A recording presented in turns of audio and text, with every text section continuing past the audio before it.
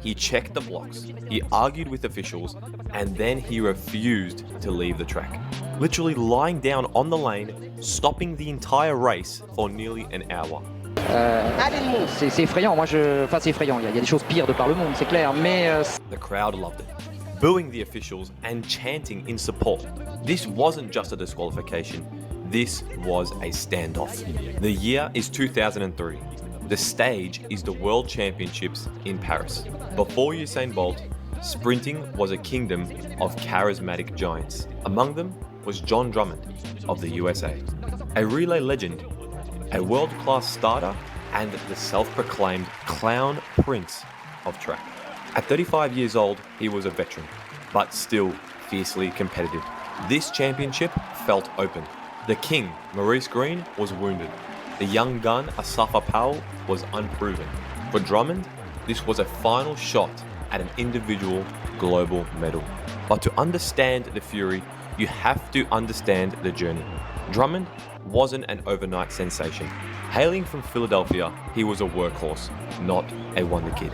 He learned his craft at Philly's Overbrook High School, the same as the legendary Wilt Chamberlain. Before becoming a standout at Texas Christian University, his career was built on grit and explosive starts, making him a relay certainty for Team USA. And what a relay career it was. He was the lead-off man for some of the most dominant teams in history, a World Championship gold in 1993, an Olympic silver in 1996, and finally, the ultimate prize, Olympic gold in Sydney 2000. But despite his relay success, Drummond never claimed that individual world or Olympic medal. He made finals, he ran sub 10 seconds, but he was often overshadowed by bigger names like Donovan Bailey, Maurice Greene, Ato Boldon. By 2003, at the age of 35, this was likely his last chance to prove himself one-on-one on the world stage. And that's what makes what happened in Paris so tragic. Paris, August 24th, 2003 World Championships. The quarter-final of the men's 100 meter. Big names on the track. Patrick Johnson, the fastest man in the world that year. Ato Boldon, a 4-time Olympic medalist. And in lane 5, John Drummond, the American veteran known as one of the fastest starters in the game. This was supposed to be a smooth heat, but instead, it became chaos. But hanging over every sprinter was a new, terrifying rule. Gone were the days of one free false start per athlete. Now, the second false start by anyone in the race meant instant disqualification. The goal of this rule? To please television broadcasters by cutting down delays. The athletes hated it. They called it a heartless lottery. The first start is aborted. The field is now on a warning. The tension is absolute. On the second start, the gun fires, and almost immediately, the recall gun blares. Confusion. Who was it? The officials made an unprecedented call. 2 disqualifications. Asafa Powell and John Drummond. The official printout claimed that their reaction times were faster than humanly possible, a sure sign of a false start. The reason? A new hypersensitive electronic false start detection system. It wasn't just about beating the gun anymore. Pressure sensors in the blocks could now detect the slightest shift of weight.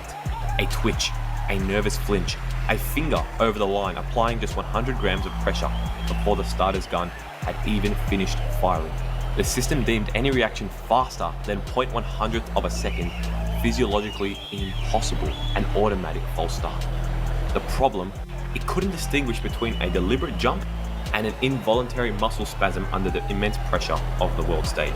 Powell, being young and reserved, accepted his fate. However, Drummond did not. He erupted. I did not move.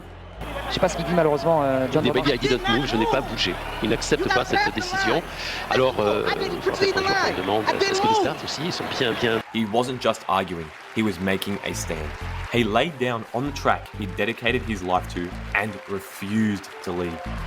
What followed was pure chaos, a 45-minute standoff.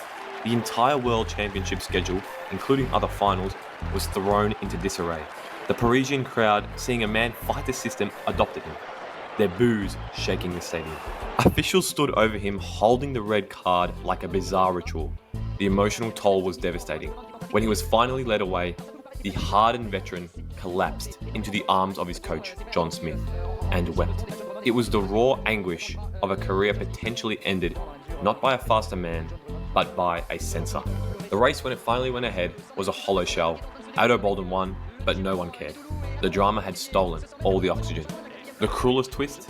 The world final was won days later in 10.07 seconds, a time John Drummond had already run that season. He was truly in medal contention. Drummond's protest didn't save his race, but it exposed the flaw in the rule. The IAAF realised this middle ground was unworkable, and just a few years later they implemented the even harsher but clearer zero tolerance rule we have today.